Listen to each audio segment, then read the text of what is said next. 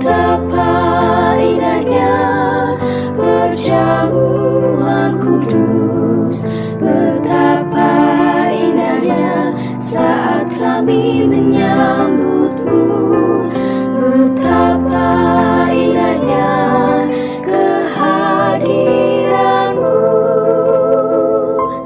yang bertatap kuatkan iman kami. Tuhan bersamamu dan bersama rohmu. Inilah Injil Tuhan menurut Lukas. Dimuliakanlah Tuhan.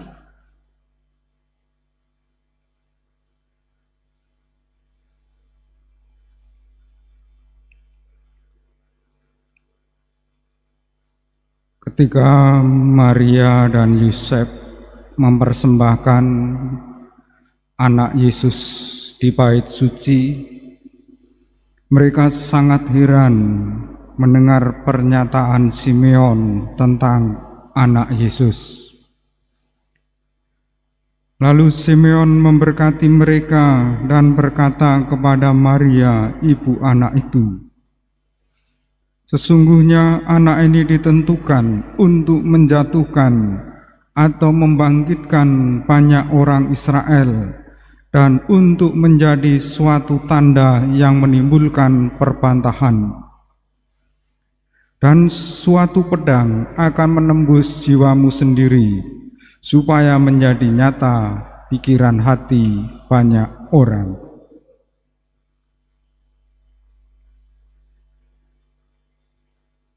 Demikianlah sabda Tuhan. Terpujilah Kristus.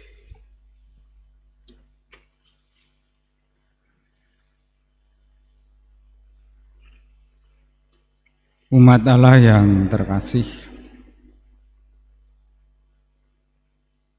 dalam surat kepada orang Ibrani, ia menuliskan tentang hidup Yesus sebagai manusia.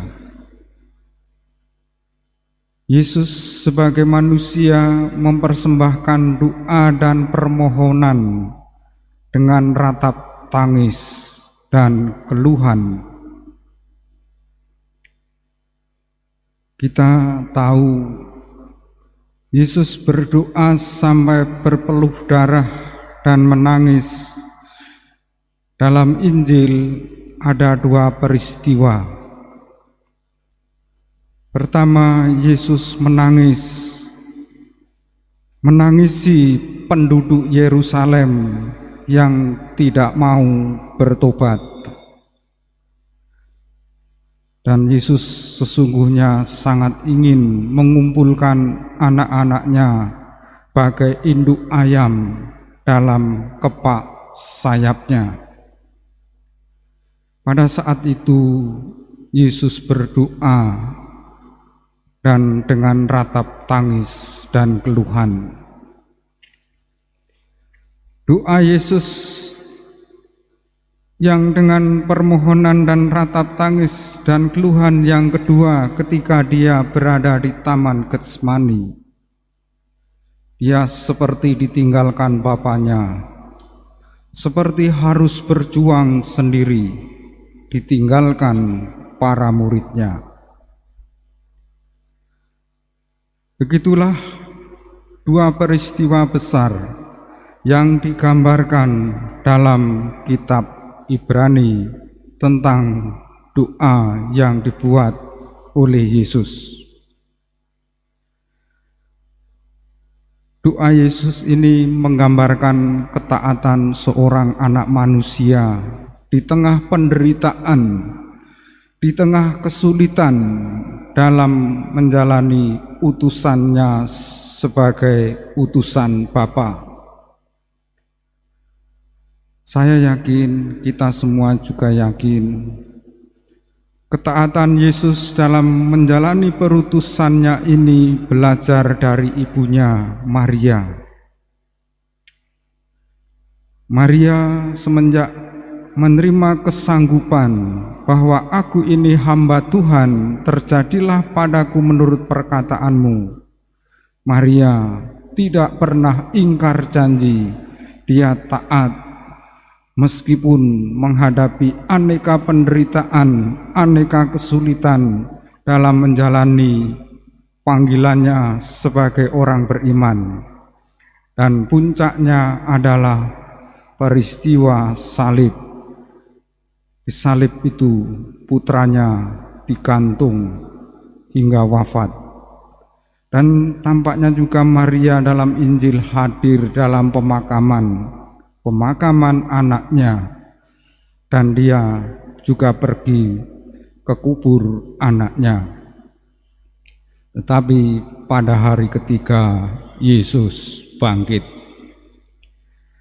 Pada peringatan Santa Maria berduka cita ini kita dapat belajar baik dari Bunda Maria dan meneladan kekuatan, memohon kekuatan dari Yesus sendiri, bahwa penderitaan kita, bahwa ketaatan hidup kita menjadi sangat bernilai, menjadi sangat berharga.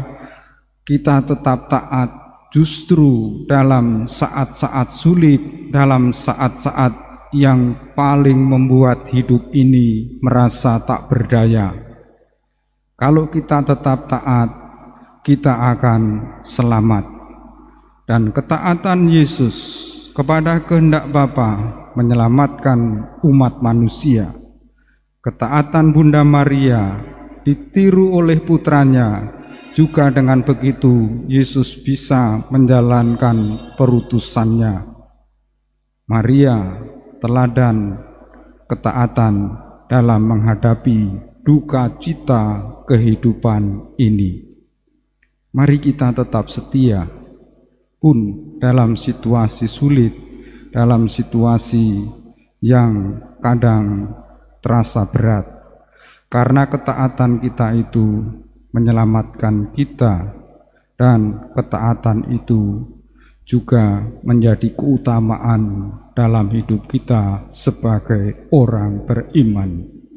Betapa indahnya kehadiran